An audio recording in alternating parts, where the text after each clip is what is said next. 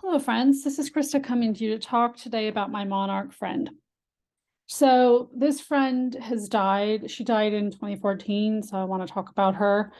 She was part of the Monarch program that Kathy O'Brien talks about, the MK Ultra program. And this friend, um, I just want to share her life story, a little bit about her story. And yeah, so I hope that this is interesting in some way.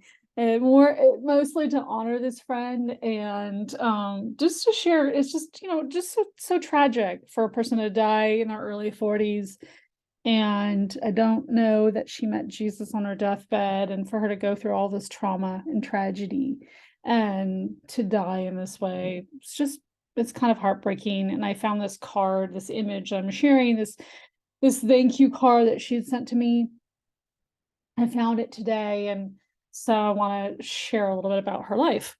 So this friend, her parents her mother was German and her father was American, and she grew up in the States in the South. But for a period of time, the family lived in Singapore. She had kind of, in her early years, sounds like kind of a privileged, charming life. And when her parents split, at some point her father abducted her, just her, not her sister. She had one sibling, and sounds like she had just abducted the Monarch friend in Singapore. And it was pretty big story. It hit the news media in the US at minimum. We met in San Francisco around the year 2002. So we were friends for 12 years before her death. And she had a spouse. He was about 12 years older than her. He was clearly, to me, a handler. And he had a wealthy family on the East Coast.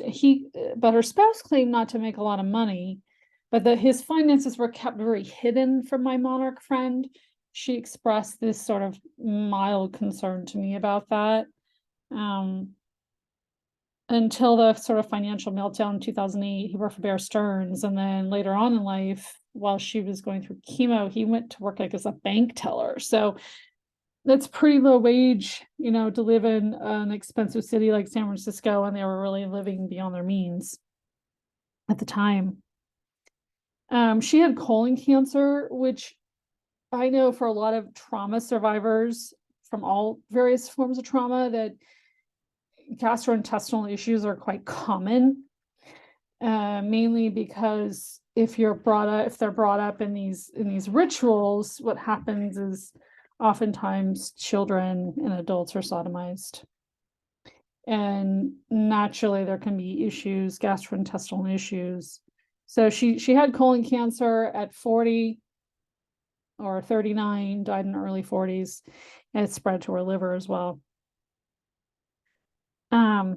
She also spoke fairly decent German for a period of time. While in college, she worked in Munich, Germany at the corporate office of a BMW factory. She definitely enjoyed that time there, and sort of the people she met there and affairs, and she claimed to really like that. When she was going through chemo, she created a Facebook group. She referred to her friends in that group as Butterfly Nation. So she's very big on branding, and every update about chemo or travel or how she was feeling was always addressing the group as Butterfly Nation, which was interesting for a Monarch survivor. And she definitely was connected to people who were of high families, or just people with connections, potential handlers. She would have parties and invite her Burning Man friend, who was kind of a major player in that, an organizer. So she tried to set me up with him. It's just like she didn't understand, not my type, but I appreciate her care for me. And she really loved dressing up. And when she was going through chemo and had to wear a wig, she would decide to wear wigs, and she bought multiple wigs for fun. and to have a variety of looks. And one was a red wig, and she called her Julianne Moore, like the actress wig. Yeah. So she managed in between chemo and treatment. One family that, has like a family foundation, very well off. They took a group of people on safari in South Africa. She got to go to all kinds of wonderful places at the end of her life. And I'm so happy that she got to do that. In fact, we went to Hawaii together at one point, and yeah, she was going through chemo. So chemo brain can really make people, I don't know if she was switching, as far as a DID, dissociative identity disorder, if she was switching personas or if it was chemo. At the time, I thought it was chemo brain because people talk about it changing your personality. But there were times that she switched on me, and she was always super kind before the chemo treatment. But on the trip, she would lash out, and I felt really bad. I still love and care, and I hope that she's met Christ before she died. But I just want to say she really switched on me, and it really looked like a sign of DID more than chemo brain. But at the time, I didn't know about DID, and so I don't know what was going on there, but there was a lot of switching. And our friend that flew over from Oahu to Maui to meet up with us even commented on it, like, "Oh, I don't know why she's, attacking you." So there was some switching happening there as she was going through chemo. She also went to things like the Electronic Daisy Music Festival in between chemo, which I find interesting as a survivor. The Daisy programming, the flower programming, and Mangala, and her background. It's curious. At the end, her spending was really high. She assumed that it didn't matter because she wouldn't have to deal with the debt. Her husband or her husband's family could deal with it. It was quite tragic. Because her mother certainly didn't have the resources to cover it. Her mother took care of her husband's mother, who had dementia at the end of her life, and then my Monarch friend's mother also got dementia, and I believe she's since passed on. Which, as some of you may know, I know that dementia can be heavy metals in the environment. It also could be from so much torture and trauma and mind control that's a convenient way for people not to remember at the end. Her funeral was highly controlled. She really wanted to orchestrate it in a very particular way, and she had some wishes that she wrote down to the Friends with the Family Foundation, who paid for all of it, apparently, because her husband allegedly didn't have the resources to pay for the funeral. And the funeral was held in Park Presidio in San Francisco, the service. And Park Presidio, San Francisco, was a big location for people like Michael Aquino, Satanic Church, and the Satanic Military Division.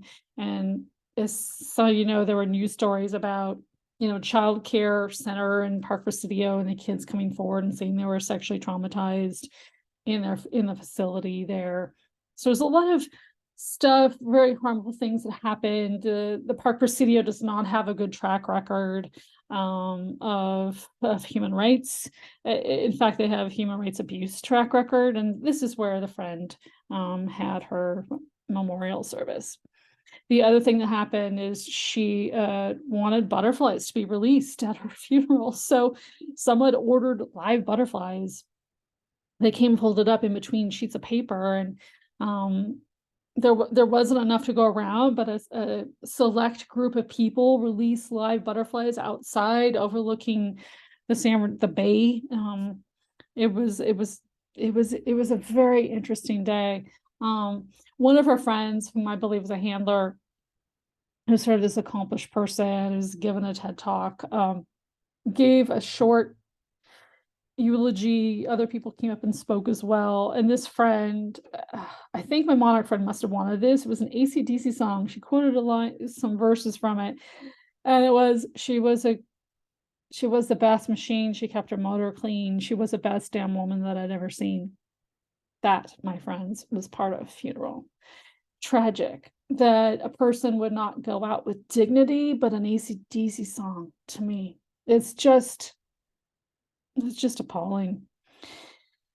But again, my prayer is that she